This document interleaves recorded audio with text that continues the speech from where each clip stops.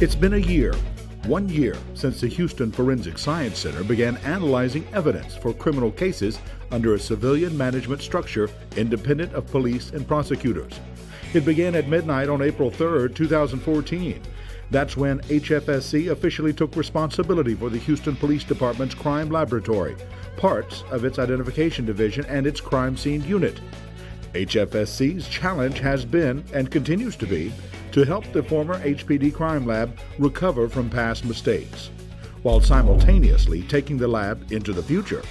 Part of that is done by responding fully to a National Academy of Sciences recommendation that forensic agencies be fully independent of law enforcement, prosecutors, and political influence. One of the first problems Houston faced as it sought to create an independent crime lab was one that faces cities nationwide: a backlog of untested evidence from sexual assault cases, the so-called rape kits. In Houston, some kits date back to the early 1980s, and the total was an alarming 6,663. Some of the lessons that we have learned from this is that we need to have a better process, information management systems for testing, that we also have engaged the advocates in this process, the DA's office, and process these cases. The reasons for the stack of untested kits are varied. For years, sexual assaults had been one of the most difficult crimes for victims to report and for police to investigate. Lack of technology, difficulties with prosecutions, and victims deciding not to continue with the judicial process all contributed. So as the city of Houston moved to separate its crime lab from the police department, Mayor Anise Parker decided to test every rape kit without delay. She put forward $2.2 million in city funds to complete the project and received the full support of the Houston City Council. I know this milestone is of special importance to the rape survivors and their families and friends because it means their cases are receiving the attention they should have years ago. In February of 2015, Mayor Parker, the Houston Forensic Science Center, the Harris County District Attorney, and the Houston Police Department jointly announced that every sexual assault kit had been tested and reviewed. Now the police department and prosecutors are working on the next steps, investigating more than 850 hits in CODIS, the National DNA Database. The decision by Mayor Parker and the Houston City Council to transfer management of the crime lab to an independent local government corporation was designed to remove any actual or perceived influence by police, prosecutors, and elected officials. But it is also meant to restore public confidence in the fundamental belief that our criminal justice system is in fact just. The mayor and council envisioned a forensic operation dedicated to quality, functionality, and integrity. Daniel Garner, president and CEO of the Houston Forensic Science Center, remembers his arrival at the not-yet-opened center. I arrived probably about 8 or 9 months before we actually took over the management of the Houston Forensic Science Center, and that gave us quite a bit of time working with HPD, who were very supportive of this transition. So we were able to accomplish a lot in that time period. I was able to have an in-depth look at the various operations we would be managing, as well as start to configure how they would work together in the future. Dr. Garner and his staff spent months preparing to take over responsibility for an organization with more than 100 people, many of whom had never worked together before. The lab's analysis of latent prints, which had been contracted to a private company, had to be brought in-house, which required new employees. Dr. Garner needed a human resources director, bills had to be paid, so he needed a financial director. Dr. Garner knew the lab's quality assurance program had to be expanded and empowered, and all these people needed offices, furniture, computers. When I came, there was no benefits plan, no retirement savings plan, no compensation structure. There was a lot of work to do.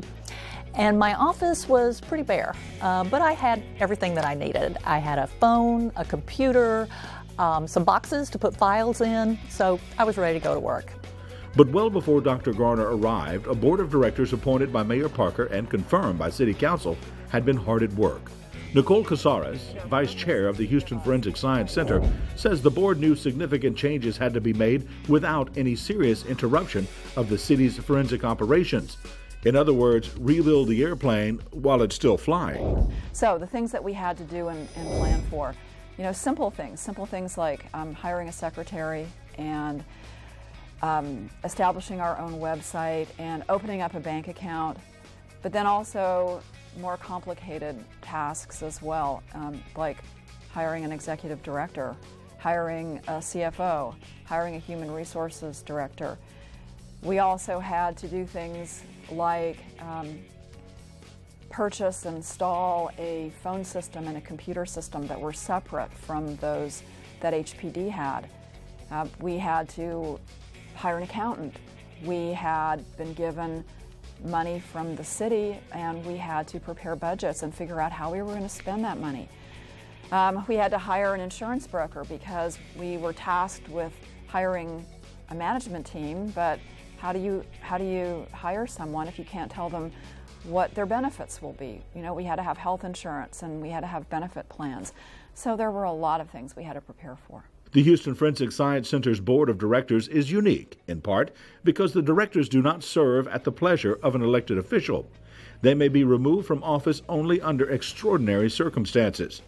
Tom Allen, HFSC's acting general counsel, understood that under Texas law, the Forensic Science Center would not be legally viable without certain agreements between the corporation and the city of Houston. First and foremost, the city had to approve the formation of Houston Forensic Science Center as a local government corporation.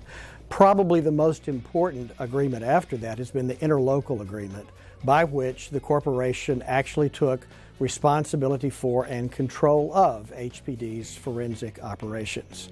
Then there are all sorts of other agreements. The transition of responsibility from the police department to an independent, not-for-profit corporation was so complex that agreements had to be reached with federal agencies such as the FBI and the Drug Enforcement Agency. This ensured HFSC's analysts would be able to input data into CODIS and handle controlled substances. In other words, to do their jobs. The Houston Police Department provided invaluable assistance to make this a success. Still, Dr. Garner knew the transition would not be fully successful without a change of focus. To being really one of science-based as well as customer service-based. So we continue to want to put out the highest quality work that we can in a timely fashion. So in many ways, our focus is still on providing good forensic science for our customers in a timely manner. What's different is the tools that we have to address that. We are in charge now of justifying our own budget, of identifying the equipment, the people, the tools that we need to make that happen, and then justifying that and making those things happen. We are in charge of our services that we provide in our future. To the credit of the Houston Police Department, changes had been underway for some time. According to Lieutenant Michael Walker, director of the Forensic Science Center's crime scene unit. I think I'm fortunate in having the historical perspective of having been in the homicide division, and both as a CSU and a homicide detective in the past. And I will tell you that there was a dearth of equipment when we were there. We were very much, in a sense, sort of shunted to the side. The equipment was not particularly good. And our training, the opportunities for both equipment and training were never really there. So I was almost shocked when I got to the center in returning after so long and finding that we had so much more equipment that was much higher quality and things that we had never had before in the past. Today, the Houston Forensic Science Center provides analysis in 8 disciplines: firearms, controlled substances, forensic biology, including DNA, latent prints, digital forensics, toxicology, and audio and video technology, as well as offering a full-scale crime scene unit trained to collect evidence and reconstruct scenes. The crime scene unit is where the work of a forensic lab begins. These are the investigators who collect the evidence that is later delivered to HFSC for testing. The Evidence Collection Division within the Houston Forensic Science Center is a group of investigators who respond to major crime scenes in order to process those scenes for evidence. I've always kind of considered it to be a 2-tiered process. The first is documentation of the scene with photographs, a video, and a scene sketch that will be used later to render a computer-aided diagram. And the second part of it is the actual collection of the evidence itself. Just a dried blood stain, looks like ridge detail on a finger. In this crime scene, a man has been brutally beaten to death in his own apartment. The assailant nowhere to be found. We're here processing the scene of a possible murder, and once Javier is done documenting the scene, we're going to notify the ME's office. These highly trained investigators from the Houston Forensic Science Center's crime scene unit scour the apartment for any evidence that can be scientifically analyzed to help solve the crime. Well, when we came in, we noticed these blood stains on the wall. You have medium velocity stains, and you also have drip patterns on the wall. And then we also have looks like a fingerprint, just a little bit of ridge detail on this frame here. And inside the bedroom, we have a couple of stains. They just look out of the ordinary. In another case, a woman has been assaulted and killed, her body stuffed into a concrete pipe under State Highway 59. Sergeant Jeff Cruiser explains. There was a homeless woman who was found here in a drain pipe several days ago. Her death was very suspicious, and it's currently being investigated as a homicide. In early 2015, the center's crime scene investigators received a new tool, a state-of-the-art instrument that combines a laser scanner and a digital camera capable of capturing three-dimensional measurements and photographs to help reconstruct a crime scene. So this is the Faro 3D laser scanner, which essentially uses a laser to measure millions of different points at a crime scene and takes digital photographs as well. And later, back in our office, it can put it all back together, and you can make measurements off of it or make 3D models and insert pictures and other things that we need to show juries in a 21st century courtroom. With a staff of 25, the crime scene unit covers all shifts, day and night. Lieutenant Walker explains. It's unique in the sense that it has different types of employees at this point. Police officers, City of Houston employees, and also employees of the center. So it's very much a sort of amalgam of different personnel, which I consider to be very unique. And my understanding is that it's very much unique nationwide, and the center is being looked at very closely as a model in the future. A crucial part of an investigator's job is to ensure evidence is collected properly and that the crime scene is completely documented with photographs and video.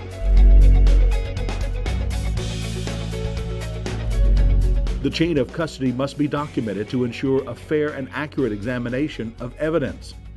In all of the Houston Forensic Science Center's disciplines, highly trained scientists and analysts focus on specific types of evidence. One of our biggest goals is just to continue to provide the highest quality analysis and keep up with that demand. Ready to fire? Firing. In the Firearms Division, professionals managed by HFSC provide the highest quality analysis by testing firearms. In this case, by firing into a specially designed water tank. Firing. They are examining bullets and cartridges collected from a scene to compare marks that could possibly match those fired from a weapon used in a different crime. In addition, we will place that fired evidence into a database called NIBIN to see if there's any links to other offenses. We are the only lab in the state of Texas that has trainers available to train other NIBIN examiners. In the Controlled Substances section, HFSC's personnel analyze evidence to determine the presence of illicit or prescription drugs, or even chemicals.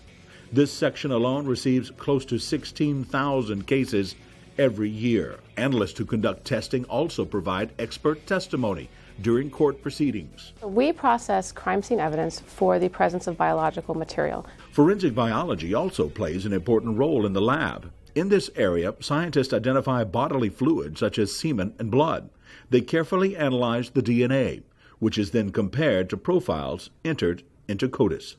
The results may help match an unidentified profile to an identified person and link a crime to a suspect. Equally important, the results could prove the innocence of someone wrongfully accused of a crime. Our biggest goal is to get to a 30-day turnaround time, meaning when evidence is received by the laboratory, a final DNA report would be issued within 30 days' time. Historically, we've focused largely on the more violent crimes, but as our capacity continues to improve, we will be able to process more of those property crimes. And in fact, because of the success of all the changes we've made recently, we are seeing more and more requests from officers as they see the utility and advantages that DNA testing can provide to their investigation. A latent print examiner will process evidence. That is one task. They will process the latent prints, examine them, observe them, categorize them, and enter them into databases if they're sufficient. In the latent print section, most analysts hold a latent print certification. Analysts use the latest technology to develop and compare prints recovered from a scene, again with the goal of linking the crime to a suspect. The system allows the prints to be compared to local, state, and national databases. Demand is increasing rapidly for services provided by HFSC's Digital Forensics section. The supervisor of this section explains. Digital forensics is a growing area. It's also part of the digital and multimedia evidence section at the Houston Forensic Science Center. They primarily assist investigators with preserving, previewing, and capturing data or video or images off of computers, hard drives, cell phones, anything that has a hard drive or can store data. In the forensic audio and video section, experts use special audio computers to process analog and digital recordings. Audio evidence may be examined to increase speech intelligibility, accentuate noise, and improve quality. Analysts use this tool to identify security systems and mobile and other electronic devices. As far as technology changing in the audio-video unit, we're starting to see a lot more possibilities with facial recognition and video analytics to help with the automation of identification of criminal suspects and also targeted video analysis. So there's some exciting technology changes happening in the audio-video unit. There's more cameras everywhere. They're prevalent throughout society. And we also even get video from the city's public safety video network. In some ways, the toxicology section is similar to controlled substances. Toxicologists blend analytical skills, clinical chemistry, and pharmacology to assist with criminal investigations. State-of-the-art equipment allows experts to examine everything from common street and prescription drugs to food or biological samples, thereby identifying drugs, alcohol, and even toxins. The crime scene unit and the scientists in the lab work together to ensure that findings are precise and consistent. The idea is to be as meticulous and as systematic as possible in order to make sure that we do everything the same way. As Dr. Garner has explained, at the end of the day, the Forensic Center's goal is to serve others. My top goals continue to be to set up a first-class forensic operation functioning on a regional basis, providing high-quality forensic services to our customers. And that's, I think, if we can do that, we will have fulfilled our commitment to our board of directors as well to the city of Houston. But there's a lot of issues that we have to deal with in order to make that happen. But that continues to be the goal. Tom Allen is convinced the Houston Forensic Science Center will be a model for other local governments. I do think other cities could follow this model. Some of the legal structure that's behind a local government corporation is particular to Texas law. I don't know if the local government corporation structure exists in other states. So you have to have a legal starting point. But the idea of setting up an entity that is free to make its own policy decisions, which is what we have here, should be a model that other cities will be able to replicate. HFSC's commitment to quality and efficiency, together with its unique governance structure, helps ensure the center's success. Providing top quality forensic science services in a lab that embraces a culture of science is our number one goal. And I think we're already doing that. We've achieved that, but in this field, quality is a moving target. And we can't ever cross that off our list. Providing the best quality services is something that we can never become complacent about, so that goal never goes away. Now, as the Houston Forensic Science Center closes out its first year, it looks ahead to an even brighter future. Services to the community will be expanded. Quality and efficiency will be improved. All disciplines will be internationally accredited. And Houston will become a model for the nation for how to structure and operate a forensics laboratory, helping to restore public confidence in our criminal justice system.